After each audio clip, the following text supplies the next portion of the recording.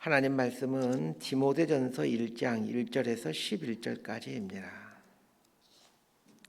디모데전서 1장 1절에서 11절까지 말씀 번갈아 가면서 읽습니다. 제가 먼저 읽겠습니다. 우리 구주 하나님과 우리의 소망이신 그리스도 예수의 명령을 따라 그리스도 예수의 사도된 바울은 믿음 안에서 참 아들 된 디모데에게 편지하노니 하나님 아버지와 그리스도 예수 우리 주께로부터 은혜와 긍휼과 평강이 내게 있을지어다. 내가 마게도냐로 갈 때에 너를 권하여 에베소에 머물라 한 것은 어떤 사람들을 명하여 다른 교훈을 가르치지 말며 신하와 끝없는 족보에 몰두하지 말게 하려 함이라. 이런 것은 믿음 안에 있는 하나님의 경륜을 이름보다 도리어 변론을 내는 것이라. 이 교훈의 목적은 청결한 마음과 선한 양심과 거짓이 없는 믿음에서 나오는 사랑이거늘 사람들이 이에서 벗어나 헛된 말에 빠져 율법의 선생이 되려 하나 자기가 말하는 것이나 자기가 확증하는 것도 깨닫지 못하는도다. 그러나 율법은 사람이 그것을 적법하게만 쓰면 선한 것임을 우리는 아노라. 알 것은 이것이니 율법은 옳은 사람을 위하여 세운 것이 아니요 오직 불법한 자와 복종하지 아니하는 자와 경건하지 아니하는 자와 죄인과 거룩하지 아니한 자와 망령된 자와 아버지를 죽이는 자와 어머니를 죽인 자와 살인하는 자며 음행하는 자와 남색하는 자와 인신매매를 하는 자와 거짓말하는 자와 거짓 맹세하는 자와 기타 바른 교훈을 거스른 자를 위함이니 11절 함께 있습니다. 이 교훈은 내게 맡기신 바 복되신 하나님의 영광의 복음을 따름이니라. 아멘. 디모데 전서를 오늘 아침부터 이제 한 열흘 정도 공부하게 되는데 이 디모데 전서에 대한 개괄적인 설명을 하고 오늘 본문으로 들어가는 게 좋을 것 같습니다. 디모데는 이 바울이 개인적으로 가장 아끼고 신뢰하는 젊은 목회자입니다. 디모데가 10대 중반쯤 되었을 때부터 바울을 따라다니며 복음을 전하게 되죠. 아마 디모데는 바울이 1차 선교 여행 때 바울을 통해서 복음을 접하게 되고 이제 바울의 2차 선교 여행 때부터 같이 따라다니면서 이제 복음을 전하는 그런 사람이 디모데입니다. 10대 때부터 이 바울을 따라다니며 복음을 전했다가 한 20대 초반쯤에 이 에베소 교회 담임 목회자로 부임하여 이제 목회를 하게 된 걸로 보여집니다. 디모데전서는 에베소 교회를 목회하고 있는 이 젊은 목회자인 디모데에게 바울이 보내는 어떤 목회와 관련된 어떤 개인적인 편지 이렇게 이해하시면 되겠습니다. 바울이 보냈던 편지는 대부분 교회들에게 보내는 편지였습니다. 우리가 알고 있는 그 바울 서신 로마서, 갈라디아서, 고린도전서, 데살로니가전서, 빌립보서, 에베소서, 골로새서 이 모든 서신들은 교회에 보내는 편지입니다. 반면에 개인에게 보내는 편지가 있는데 이 디모데전서와 디모데후서, 디도서 그리고 빌레몬서입니다. 개인에게 보내는 편지도 두 부류로 나눌 수 있는데 그 목회자에게 보내는 그래서 이제 교회 목회를 어떻게 할 것인가에 대한 이 목회적인 내용을 담고 있는 목회 서신과 개인에게 보내는 개인 서신을 두 개로 나눌 수 있습니다. 디모데전서, 디모데후서 그리고 디도서는 이제 목회자에게 목회를 어떻게 할 것인가에 대한 이 목회 서신이라고 할 수 있고 빌레몬서는 이제 빌레몬에게 어떤 사적인 부탁을 하는 개인 서신이라고 볼 수 있습니다. 자, 여기서 한 가지 생각해 봐야 할 것이 있습니다. 교회에게 보내는 편지는 이제 목회자를 비롯해서 교회 모든 성도들이 이거 다 돌려가면서 보라고 보내는 편지입니다. 반면에 목회 서신은 목회자만 보라고 보내는 서신입니다. 그렇다면 목회 서신서인 디모데전서와 후서 그리고 디도서는 교회 성도들은 봐서는 좀 안 되는 내용들이 적혀 있다는 것을 생각하셔야 됩니다. 그래서 실제로 디모데전서, 후서 그리고 디도서를 보게 되면 이 디모데와 디도가 목회하는 그 교회의 성도들을 보게 되면 우리는 봐도 상관이 없는데 그 교회 성도들을 보게 되게 되면 조금 상처받을 거기에 해당되는 내용들이 많이 있거든요. 너희 교회에 이런 문제가 있지 않느냐. 그 교회의 문제들 거론하면서 이 문제는 이렇게 해결하라. 이런 식이기 때문에 거기에 해당되는 성도가 보게 된다면 이게 상처가 될 수도 있겠죠. 디모데전서, 후서 그리고 디도서를 보면 심각한 이야기들이 많이 등장합니다. 이것은 그만큼 디모데와 디도가 목회하는 이 교회들 안에 많은 문제가 있었다는 뜻이기도 합니다. 디모데가 목회하는 교회는 에베소 교회입니다. 에베소는 지금 터키에 있는 그런 도시인데, 에베소 교회는 바울이 3차 선교 여행 때 3년이나 목회하던 교회입니다. 그리고 에베소 교회는 이제 그 바울이 3년 동안 목회하면서 거기에 두란노 서원을 세우고 많은 지도자들 양성한 신학교가 있던 그런 교회입니다. 상식적으로 생각하면 바울이 개척한 교회 중에 가장 건강하고 가장 영향력 있는 교회가 돼야 되는데, 왜냐하면 바울이 3년 동안이나 머물면서 거기서 목회한 교회이기 때문입니다. 가장 건강한 교회가 돼야 되는데 사실은 다른 교회들보다도 많은 문제가 있던 그런 교회입니다. 그래서 바울은 에베소 교회 안에 생긴 여러 가지 문제들을 해결하기 위해 이제 거기서 목회하고 있는 디모데에게 편지를 보내서 어떻게 교회 안에 생긴 문제들 해결해 가야 될지를 조언해 주고 있습니다. 에베소 교회의 문제를 이제 목회자인 디모데가 어떻게 해결해 가야 될지를 알려준 내용이기에 이제 교회에게 보내지 않고 디모데 개인에게 보냈던 것이죠. 자, 이 정도로 이제 개괄적인 설명을 마치고 이제 본론으로 들어가게 되는데, 자, 본론으로 들어가기 전에 에베소 교회 안에 생긴 그 많은 문제들이 있었는데 그 문제가 구체적으로 어떤 문제들이었는지를 보도록 하겠습니다. 여러 가지 문제들이 있었지만 가장 큰 문제는 이 교회 지도자들의 문제입니다. 에베소 교회에는 이 담임 목회자인 디모데 말고도 장로들이 많이 있습니다. 여기서 말한 장로란 오늘날의 장로하고는 조금 차이가 있습니다. 이게 지금 초대교회 교회의 형태와 지금 우리 한국에서 갖고 있는 교회 형태는 상당히 다른 형태를 갖고 있습니다. 우리 한국식으로 이해하게 되면, 성경을 초대교회 교회 모습으로 이해하게 되면 또 이해하지 못하는 부분들이 많이 있습니다. 초대교회 때의 장로는 오늘날의 목회자하고 비슷한 직분이라고 생각하시면 됩니다. 왜냐하면 이 장로가 가르치는 사역을 하고 있기 때문에 그렇습니다. 지금의 한국 교회에서 장로는 이제 치리하는 사역을 하고 오고, 목회자는 치리도 하지만 주로 가르치는 사역을 전담하는 게 이 목회자들입니다. 그래서 성경에 나오는 장로들 이해할 때 지금 시대의 장로보다는 목회자, 목사 이렇게 이해하는 게 훨씬 더 나은 이해가 됩니다. 이 초대교회 당시의 교회의 모습이 어떤 형태를 갖고 있었는지 이해할 필요가 있습니다.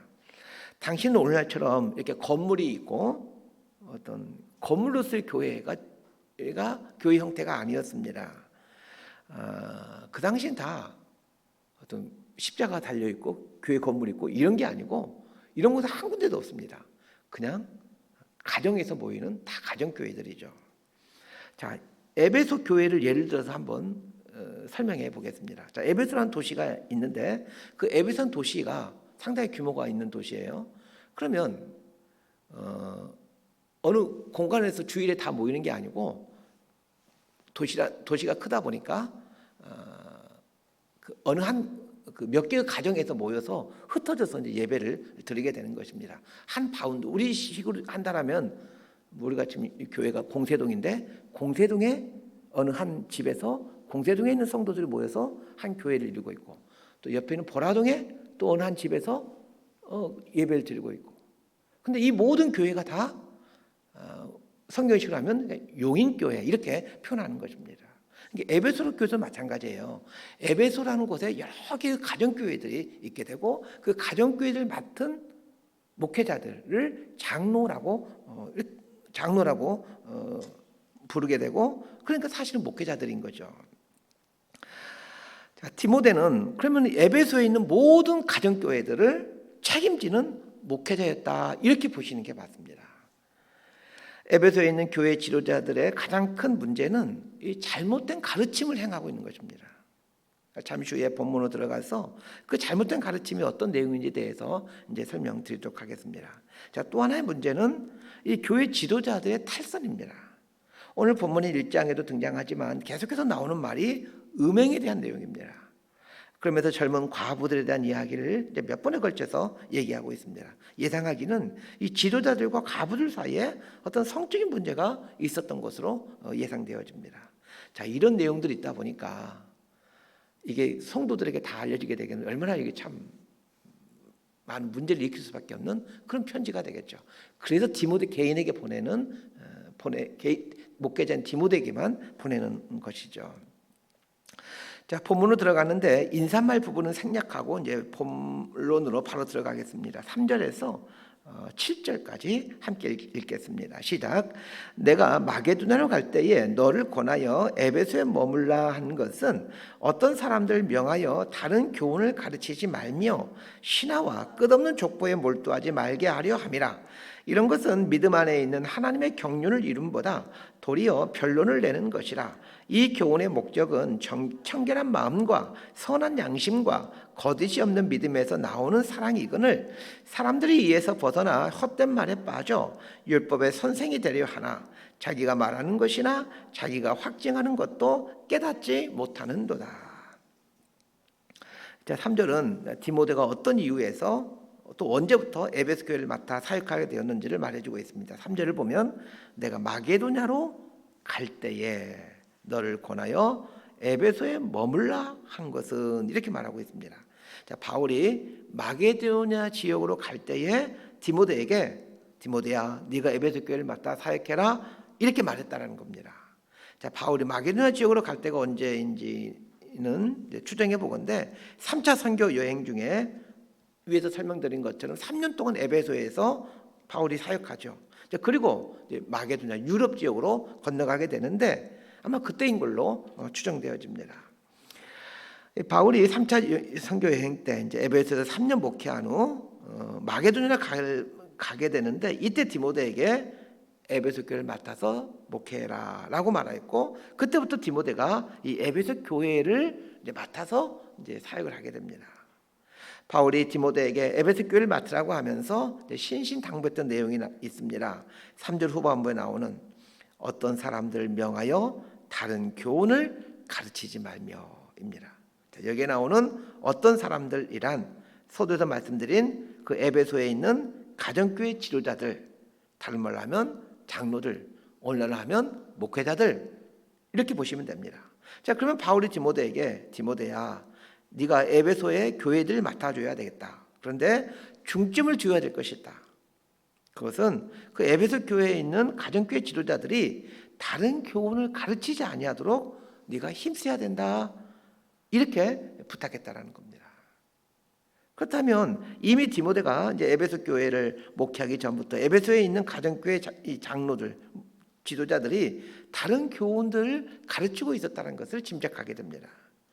에베소에 있는 가정교회 장로들이 다른 교훈을 가르치고 있기에 디모데에게 그 장로들이 다른 교훈을 가르치지 말고 바른 교훈을 가르치도록 했다라는 겁니다. 자, 이것이 에베소 교회를 맡게 된 디모데에게 맡겨진 가장 중요한 임무였습니다. 다른 교훈이란 다른 복음을 말합니다. 복음에서 벗어난 다른 내용들을 이 교회 장로들이 가르치고 있었다라는 겁니다. 에베소에 있는 가정교회 지도자들의 첫 번째 문제는 다른 복음을 가르치고 있었다는 것이고 두 번째는 신화와 족보에 몰두하고 있었다는 겁니다.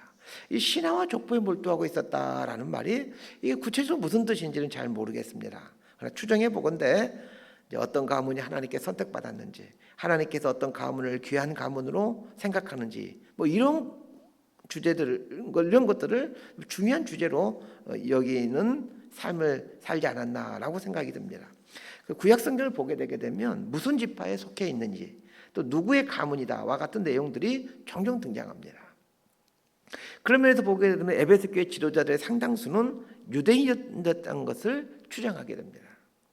바울이 선교를 하면서 가장 먼저 가는 곳이 유대인 회당이었고 또한 유대인들은 구약 성경에 대한 상당한 지식이 있기에 교회 지도자로 세움받기가 쉬웠던 것입니다. 왜냐하면 이 유대인들은 원래부터 하나님에 대한 상당한 깊이 있는 지식을 갖고 있는 사람들이었기 때문입니다. 그리고 이 당시는 성경이 우리가 생각하는 신약 성경이 없던 시대입니다. 구약 성경만 있던 시대인 거죠. 자, 그렇다면 3절에 나오는 다른 교훈이란 이 율법주의 신앙관을 뜻할 가능성이 아주 높습니다. 그 당시에 유대인들은 상당수가 율법주의적인 신앙관을 갖고 있었습니다. 에베소에 있는 가정교회 지도자들인 장로들이 이 율법주의적인 신앙관을 가르치고 있었다는 것과, 자, 두 번째는 그 유대적인 배경을 갖고 있는 지도자들이 자신들의 가문이나 혈통에 어떤 긍지와 자부심을 갖고 있었다는 것을 알게 됩니다. 이런 것들이 성도들에게 그대로 전수되고 있었던 것이죠. 오늘날도 마찬가지입니다. 교회 지도자가 무엇을 중요하게 생각하는지에 따라 성도들에게 그게 고스란히 전달이 되어집니다. 그래서 지도자가 바른 신학과 바른 신앙을 갖고 있는 것은 참으로 중요합니다. 그래서 신학교에서 신학을 배우는 거예요. 설교 한두 편만 들어보면 설교자의 신학이 무엇인지를 금방 알 수 있습니다. 또한 1, 2년만 한 교회에서 신앙생활하면 그 목회자의 신앙관을 알 수가 있습니다. 교회 지도자가 가장 신경 써야 될 것이 자신의 신학을 점검하고 자신의 신앙을 돌아보는 것입니다. 어떻게 하면 성도들 떠나지 않게 할까? 거기에 마음 두지 말아야 됩니다. 바른 신학과 바른 신앙을 갖기 위해 애쓰면 성도들은 교회 지도자의 가르침과 삶을 보면서 신앙을 배워갑니다. 자, 에베소에 있는 가정교회 지도자들이 율법주의적 신앙관을 가르치고 족보와 같은 허황된 것에 관심을 갖게 되자, 자, 어떤 문제가 발생합니까? 하나님의 경륜을 이루기보다는 변론을 만들어냈다, 이렇게 바울이 얘기하고 있습니다. 이 경륜이라는 말, 가끔 교회에서 쓰는 말이기도 하지만 이게 무슨 말인지 잘 모르고 우리가 쓰는 경우가 많이 있습니다. 이 경륜이라는 말은 오이코노미아라는 단어인데 이 말의 원형은 오이코노모스입니다. 이 오이코노모스란 집을 관리하다라는 뜻입니다. 그래서 경륜이라는 말을 이렇게 해석하면 좋을 것 같습니다. 관리하고 경영하는 것. 교회 지도자가 율법주의 신앙관을 갖고 다른 교훈을 가르치고 신화와 족보와 같은 것에 관심을 갖고 이런 걸 중요한 것을 여기고 가르치게 되면 하나님의 집을 세워가기보다는 성도를 하여금 변론하게 하고 분열하게 만든다는 것입니다. 자, 그러면서 바른 복음이 무엇인가를 이제 바울이 설명해 주고 있습니다. 5절을 보면 이 교훈의 목적은 청결한 마음과 선한 양심과 거짓이 없는 믿음에서 나오는 사랑이다, 이렇게 말하고 있습니다. 바른 복음, 바른 가르침은 청결한 마음을 갖게 하고 선한 양심을 갖게 하고 거짓이 없는 사랑을 행하는 것으로 나타난다라고 말하고 있습니다. 그러면서 에베소 교회 지도자들 가리켜 7절에서 꼭 집어서 율법의 선생이 되려 하나 자기가 말하는 것과 가르치는 것의 의미도 모르고 있다, 이렇게 말하고 있습니다. 지금 이 바울이 에베소에 있는 그 가정교회 지도자들, 장로들, 지금 말하면 목회자들이죠. 이 목회자들의 수준이 사실 형편없다, 이런 얘기인 거예요. 그들의 관심은 율법을 행하는 것이 아니라 선생이 되는 것이다 라고 바울이 지적합니다. 그래서 다른 이들로부터 선생님 이런 호칭을 받으며 사는 것을 또 삶의 큰 목표로 삼고 살고 있었다는 얘기입니다. 자, 8절에서 11절까지 말씀 함께 보도록 합니다. 시작. 그러나 율법은 사람이 그것을 적법하게만 쓰면 선한 것임을 우리는 아노라. 알 것은 이것이니 율법은 옳은 사람을 위하여 세운 것이 아니요 오직 불법한 자와 복종하지 아니하는 자와 경건하지 아니한 자와 죄인과 거룩하지 아니한 자와 망령된 자와 아버지를 죽이는 자와 어머니를 죽이는 자와 살인하는 자며 음행하는 자와 남색하는 자와 인신매매를 하는 자와 거짓말하는 자와 거짓 맹세하는 자와 기타 바른 교훈을 거스르는 자를 위함이니 이 교훈은 내게 맡기신 바 복되신 하나님의 영광의 복음을 따름이니라. 자, 바울은 에베소에 있는 가정교회 지도자들이 이 율법주의에 빠져 율법을 가르치는 것을 비판하면서 율법의 선생이 되려고 한다, 이런 말로 이 그들의 실상을 디모데에게 알려주고 있습니다. 바울의 이 지적 앞에서 우리는 이런 질문이 생깁니다. 아니, 그러면 율법이 선한 것이 아닙니까? 이런 질문이 제기될 수 있습니다. 그래서 바울이 8절부터 율법 그 자체는 결코 나쁜 것이 아니고 오히려 좋은 것이다, 이렇게 얘기를 합니다. 자, 그러면서 율법이 이 불법을 행하는 자, 복종하지 아니하는 자, 경건하지 아니하는 자, 망령된 자, 부모를 거역하는 자, 음행하는 자, 남색하는 자 등등 이 죄된 삶을 살고 있는 사람들을 옳은 길로 인도하는 것이 율법이다라고 얘기를 합니다. 중요한 것은 율법이 죄인들을 옳은 길로 인도하게 되는데 이 에베소에 있는 가정교회 지도자들은 이 율법을 통해 자신들의 삶을 옳은 길로 또는 성도들의 삶을 옳은 길로 인도하기는커녕 율법의 선생이다라는 이 호칭을 받는 것을 목표로 삼고 있었다는 겁니다. 그러기에 그들의 가르침은 공허한 외침이 될 뿐이었습니다. 하나님의 율법이 말씀을 가르치는데 너무 공허한 가르침이 될 수밖에 없었던 것이죠. 우리 사람들이 종종 우리 사용하는 표현 중에 누가 막 쓸데없는 소리를 하게 되면 그 비아냥거리면서 우리 이런 말들을 하지 않습니까? 설교하고 있네. 설교하고 있네. 아마 이런 표현이 아마도 우리나라에만 있는 표현일 것 같은데 이 설교라는 단어가 허튼 소리, 쓸데없는 소리, 아무런 필요 없는 소리, 아무 영향가 없는 소리 이런 말에 대한 대명사가 되어버렸습니다. 자, 우리나라에 있는 사람 중에 설교를 주 업무로 삼고 있는 사람은 딱 한 부류밖에 없습니다. 목회자들밖에 없습니다. 설교라는 단어가 쓸데없는 헛소리, 잔소리, 들을 가치가 없는 소리 이런 것의 대명사로 전락하게 된 이유가 무엇입니까? 설교하는 분들이 목사님 이렇게 불러주는 것에 관심이 있었지 하나님 말씀에 따라 사는 것에 관심이 없었기 때문입니다. 그래서 사람들이 허튼 소리 하는 사람을 보면 아이고 설교하고 있네 이렇게 얘기하는 겁니다. 오늘 본문에 나오는 에베소 교회에 있는 교회 지도자들과 똑같은 행태를 보이고 있습니다. 바울이 디모데를 에베소에서 왜 사역하도록 하고 있는 것입니까? 디모데야, 에베소에 있는 가정교회 지도자들이 율법 선생이 되려고 하지 율법 하나님 말씀대로 살려 하진 않는구나. 그런데 이것을 성도들이 보고 그대로 하고 있구나. 그러니 디모데 네가 그 지도자들을 잘 가르쳐서 바른 길로 인도해라. 이렇게 부탁하는 것입니다. 말씀 정리합니다. 교회의 위기는 지도자에게서 비롯됩니다. 목사가 바르지 못하면 교회가 이상한 길로 가고 또 순장이 바르지 못하면 그 구역이 아주 이상한 길로 가게 됩니다. 그래서 지도자는 바른 신앙을 갖기 위해 애써야 합니다. 말씀을 가르치는 신분을 얻는 것이 중요한 것이 아니라 말씀대로 사는 게 중요하죠. 교회 리더십들이 말씀대로 사는 것에 관심을 갖지 않고 어떤 신분, 지위, 직분 이런 걸 얻는 것에 관심을 갖게 되면 그 교회 공동체는 반드시 부패하게 됩니다. 복음은 우리를 청결한 마음을 갖게 하고 선한 양심을 갖게 하고 거짓이 없는 사랑의 사람으로 만들어 갑니다. 교회가 이런 삶을 목표로 삼고 살아가게 될 때 교회로서의 의미가 있고 또 거기에 복음의 능력이 나타나게 됩니다. 우리의 삶에 이런 모습이 나타났으면 하고 또 성도님들이 이런 삶을 사는 것을 신앙생활의 목표로 삼고 살아갔으면 합니다. 그때 우리 삶에는 복음의 감격과 능력이 흘러넘치고 또 우리들이 모인 교회는 예수님의 온전한 몸이 되어가게 됩니다. 이렇게 신앙생활 해가는 저와 여러분이 되기를 진심으로 소망하고 축복합니다.